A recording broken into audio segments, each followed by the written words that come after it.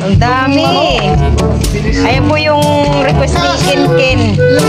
Sana ito. Wow. Oh, ibenta na natin para meron tayong pambiling sardinas.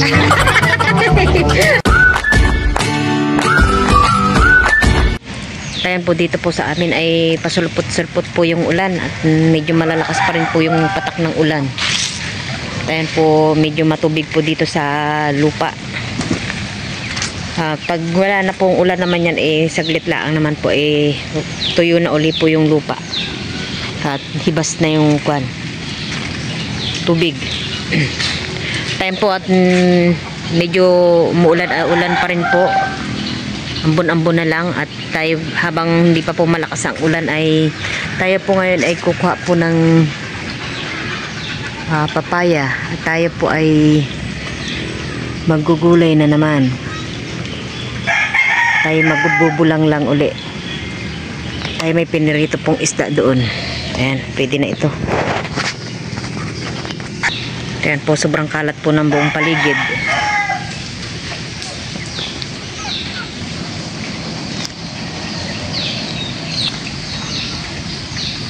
Sana po ay bukas wala nang ulan. At ilang araw na rin pong na suspende po yung pasok po dito sa amin. Gawa po ng sobrang lalakas po ng ulan. Baka daw ito po bukas ay suspend na naman po yung pasok ng mga bata. Tayo maghahanap-hanap naman po ng gulay ngayon dito sa paligid.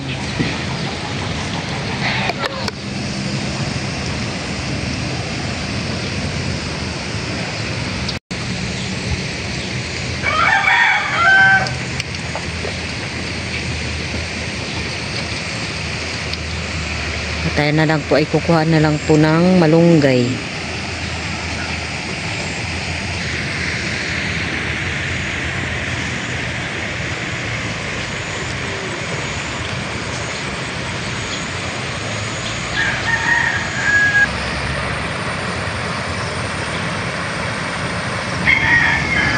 Tayo nandito po ako sa palayan. Medyo malaki po ang tubig ngayon dito sa palayan. Kayo po ay maghahanap laang ng gulay kung saan saan na po nakarating. Habang wala pang ulan. At ako po muna ay magbibideo ngayon.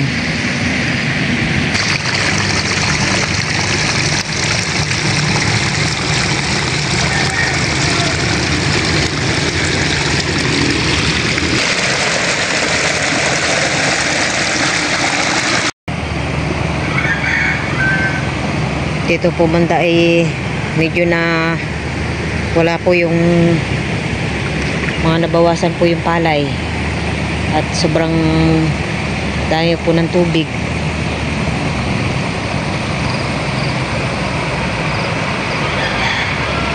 Ako ngayon ay maghahanap pa po ng saluyot kung may mahanap pa po ako at yung pwedeng gulay na ihalo po natin sa ating bulanglang. Dito po pala ay mayroong naggamas ng damo para po pagkain po ng baka. Kaya po dito nila tinambak. Kaya po isang sako. Kaya po medyo maambon-ambon na naman. At hindi pa po tayo nakahanap ng gulay. Bibidyo. Ayan po, sinalang ko na po dito yung ating bulanglang. Nilagay ko na din po yung papaya, isinabay ko na din po yung pinirito ko pong isda. Saka nilagyan ko na rin po ng sibuyas. Atin lang po palalambutin yung papaya at para po mailagay na rin po natin ang malunggay. Bali po kanina pala ay sa paghahanap ko ng gulay ang nakuha ko ay malunggay at saka papaya lang. At gusto ko po sanang lagyan pa po sana ng saluyot ay kaso ay bigla na pong bumuhos ang malakas na ulan kaya ayan po yan na lang po yung ating gulay ngayon. Dito po yung ating malunggay.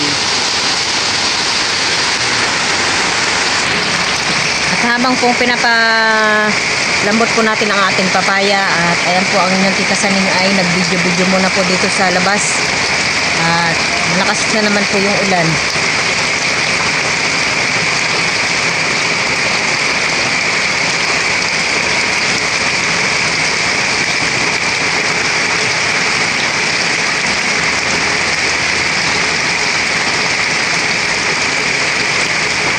Ayan po, kulong-kulo na po itong ating papaya. At medyo matigas pa po ang ating papaya. At tamang-tama po pala at ang inyong tita Ago ay may binigay pong lugaw dito po sa amin. Ito po atay aros kaldo. Ano to nakanghalo? Native? Native. Pinangsahog po nila ay native po na manok. Tamang-tama po at medyo malamig po ngayon. Ayan po, pwede na po itong ating papaya. Ilalagay na rin po natin itong malunggay.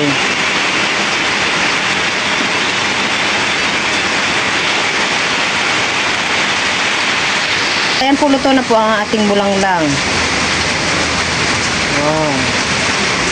Mas masarap po sana ito pag ito po ay mayroong kapas-kapas at saka saluyot. Makulay naman ang ating buhay. Dahil sa malunggay.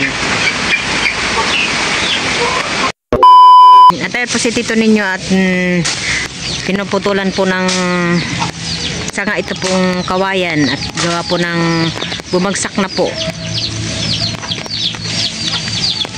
Dahil sa ilang araw pong malakas ang hangin at saka ulan. Ayan po ang kawayan ay bumagsak na.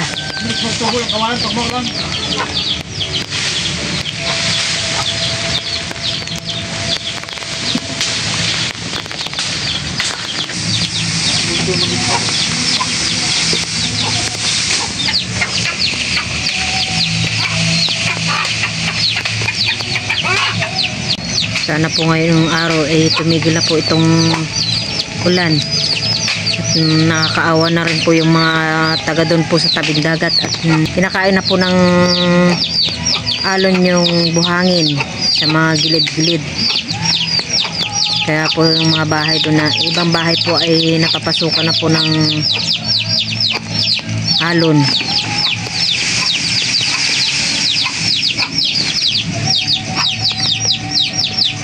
Ba't ito nagtumba na itong ito? Oo nga, ano mo na lang para lumiwanag-liwanag dito sa atin. Salamat, baka may ahas. Biglang pumulo pa mana sa'yo. Aba, mayroon po palang labong dito. Wow, pwede na. Medyo malalaki na. Dito po ay meron din pong isa. So, mga isa sunod na araw po ay pwede na ito. Palalaki-lakihin po muna natin ng kaunti. Meron naman dito ano, sobrang taas na. Sayang hindi kagad nakakita. Taas na yun naman po hindi na pwede. Tayo po dito po kami nititago sa ano, bayabasan at meron po kaming nakitang bunga. Tingnan nyo naman po yung attire po natin yung tita Ago. Ayan.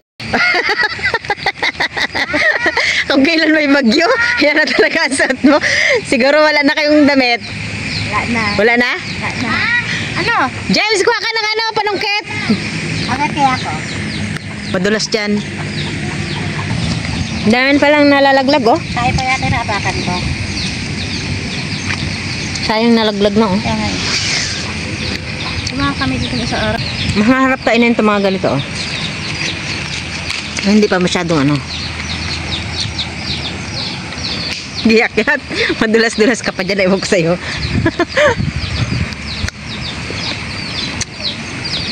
Pag makaakyat ka dyan, mahirapan ka na bumaba. Maniwala ka sa akin. Tawagin mo si Dio. Magpabuhat ka. May ahas dito ha. Di. Hindi ako. Umbele. Wait, wag kang malungkit, oh. Ganito masarap kain na. Hindi pa masyadong Hinog na hinog. Ano nga? Ah. Kuha niyo yung hagdan na. Hagdan ay no? Ang dami na nga nagkadalaglag, oh. Ang dami nalaglag na oh. Wala na? Yan lang dalawa? Kandalaglag na, ang daming ano oh. Ay nakandalo din oh. Mas gusto ko yun na medyo hindi pa masyadong hinog.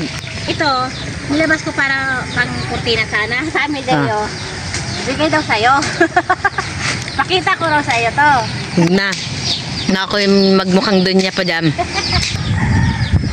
Yun. Sa taas. Buwan nga pala ng August siya ang sobrang dami. Ito na ko, tingin ka dito yan. Ayan, ayan pong bayabas na po na yan ay kahit ilang araw ka pong magputi dyan, araw-arawin mo. Isa. Yan po talaga ay madaming magbunga. Hinawakan mo rin. Dalawa rin magkasama. Minsan nung miko ay mga bata pa, elementary. At nagadala pa po sila ng bayabas sa school. Ay ngayon pong mga ano na, Hinata na wala na. ngayong high school na po sila ay hindi na po sila nagdadala. At siguro po ay nahihiya na. Yan.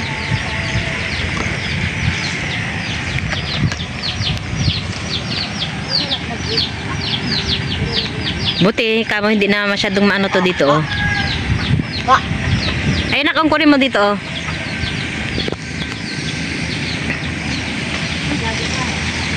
Ito. Ito, oh, man. Ah. Magpuputulit kaya. Gaya pala mo magbunga niyan. Ay, malambot na isa. Tara na. Hindi pwede na yan.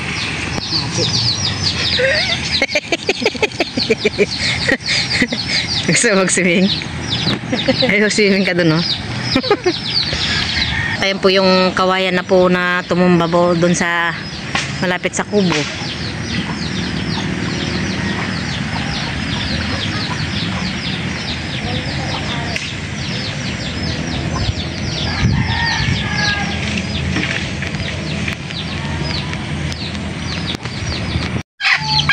Ano yung tito ninyo ulamin natin? Yan! Kala ko iulamin na natin yan. Pinatabak mo. Ito kasi baka pag magpakain, maglagay ng pagkain ng gano'n. Pagkain mo na.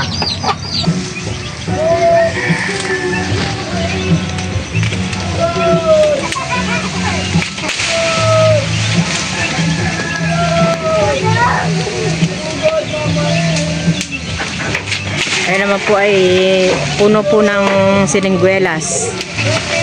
At medyo nakalawlaw na po doon sa may bubungan. Baka pagdaanan pa po ng ahas.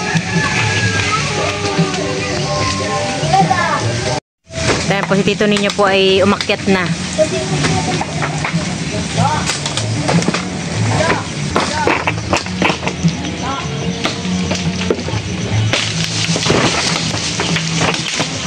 Uy!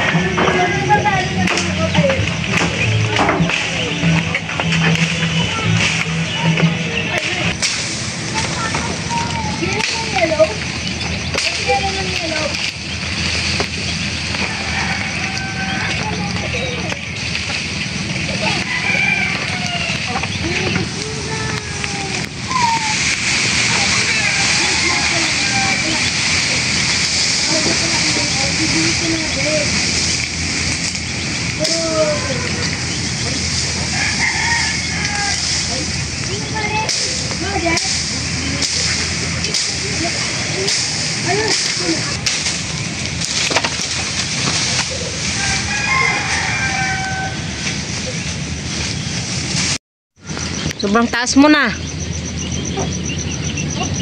Ayan po yung dulo po ng mangga ay puputulan na rin po niya at baka kami po ay mabagsakan pa ng pan kung sakali pong bumagsak po itong puno ng mangga.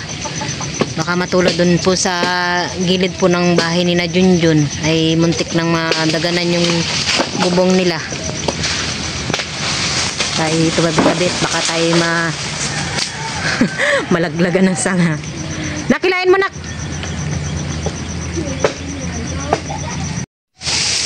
Ayan po, ilang araw na po kami nangangasim po sa mangga. At dun po pala sa dulo ay mayroon pong bunga. Ayan po, nakuha ni Tito Ninyo. Binagsak niya na lang. Naputol na niya po yung isang malaking sanga po dun sa malapit po sa bubong namin. Ayan po, pagkagabi ay sobrang ingay at pakiramdam ko ibabagsak. Buti nga ngayon ay naisipan po ni Tito Ninyo na putulin na. Delikado. Dalawa yung bunga. Ando na, nakuha ko na. Meron pa dalawa? Meron pa. Baka nandyan lang yan. Ay, na isa. Ayun pala. Meron pa isa. Tayan po, medyo maliwalas na po yung ating ano. At yung ibang sanga po ay naputol na po ni Tito Ninyo. Meron pa isa. Ayun na, nandun. Dalawa yan. Tayan po, 3 na po na ang nakuha ni Tito Ninyo. Ito po ay mangga na, ito po ay apple mango. Pero hindi po siya yung katulad ng ibang apple mango na parang may lasang gamot. Ito po ay parang Indian mango lang po yung lasa niya. Ayan po yung ating hihilahin tong isang sanga. Baba ka na!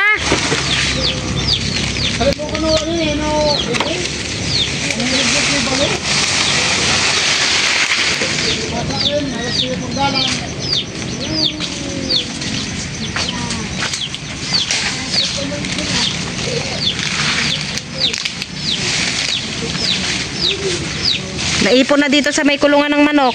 Baka bumagsak na rin ano, ng manok.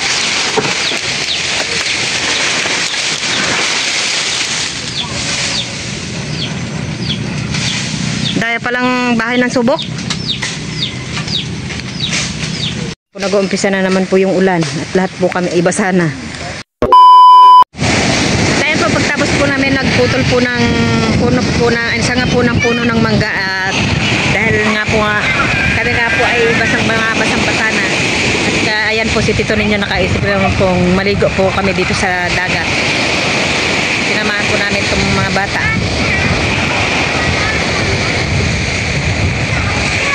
Kasama po namin si Tita Ago at si James.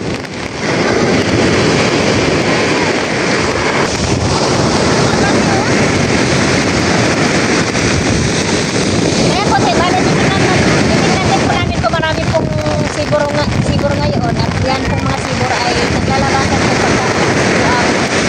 alon.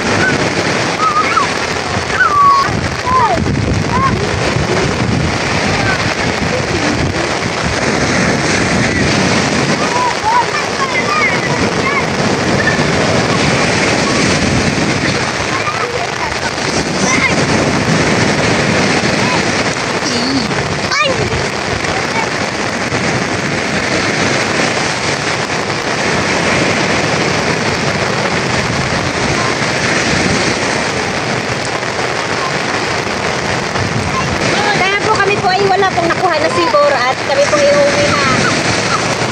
Dahil sa sobrang lakas po ng alon ay nakakatakot po and kami po ay biglaan.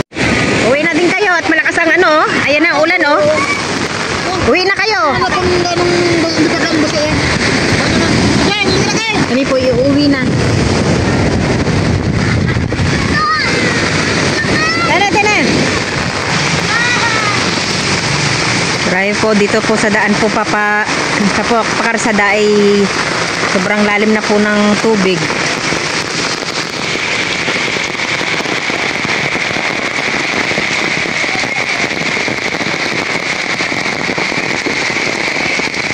Ayan po kami ay nakatawid na. Ito naman po yung papunta po doon sa amin, papasok.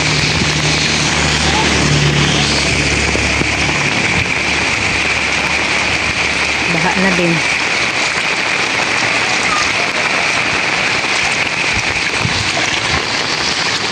Tapos si Tito Ninyo at si Junjun ay nagbabanlaw na po dito sa bumaba. Ken, banlaw ka na muna, anak! Sa time po si Tito Ninyo ay nung tumigil po yung ulan ay naisipan po nilang magtalakitok. Kararating lang po nila. At ayan po yung huli po nila. Wow, saglit lang ah. Dami ah. Unang pasada pa lang yan ka mo. Ang dami. Bilis. Ayan po yung request ni Ken. Yung agos. Kaya na nabuo. Makso agos. Wow. Pagtabi yung agos. Ayan po siguro ay may 2 kilo din mahigit. Pang-ulam lang yan. Ayan po ay pang-ulam lang. Saglit lang po silang nagtalakitok. Ayan na yung ating ulamin. Okay, kawel. May 2 kilo mahigit din na. Oh, ibenta na natin para meron tayong pambiling sardinas. Ayos ka. Nay? Nangawil ka. Kumain. Ibenta na natin na para may pambiling sardinas. Kami. Hindi na ulam eh. Ayan siguro ay hanggang bukas Nagluto pa. kayo na miswa, dalawa. Pinili po nila yung kanilang nahuli. Paano rin? Kaya, kaya na bultak. Sayang. Ayan po, bali sinigang na po namin itong isdang talakitok. At ang kaibahan po naman ngayon ay nilagyan po ni Tito Ninyo ng tanglad. Oh, sarap maghigop ng isdang talakitok. At kung hindi lang po sana malakas ang dagat ay maaga-aga po sana silang nakangawil ay marami po sanang silang nahuli. Ay po yung panguhuli po nila kanina ay mahigit 1 oras lang po. At yung iba naman po ipiprito po natin. Kanya-kanya na po kaming luto. Ni Nanay, ni Tita Ago. Bali, pagkakulo po, ilalagay po natin itong ating talbos ng kamote. Excuse me po. Ito po ilalagay po natin dito sa ating sinigang. Ayan po ay galing na po doon sa likod bahay po namin. Ito naman po yung ating ipiprito. At dito po ay nilagay ko na rin po itong ating talbos ng kamote. At palalambutin lang po natin saglit. Napakabango po dahil doon po sa nilagay po natin na tanglad o lemongrass sa English. At ayan po, luto na po ang ating sinigang na talakitok. Wow, napakabango po. Sarap ng amoy. Tama-tama po ito at maulan pa. Wow, sarap.